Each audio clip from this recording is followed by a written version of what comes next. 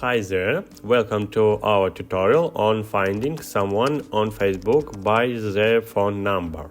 In this video I walk you through the first method. Firstly, open the Facebook app and tap on the menu icon at the bottom right corner.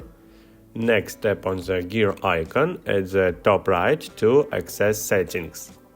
Then tap on See More in the Account Center section.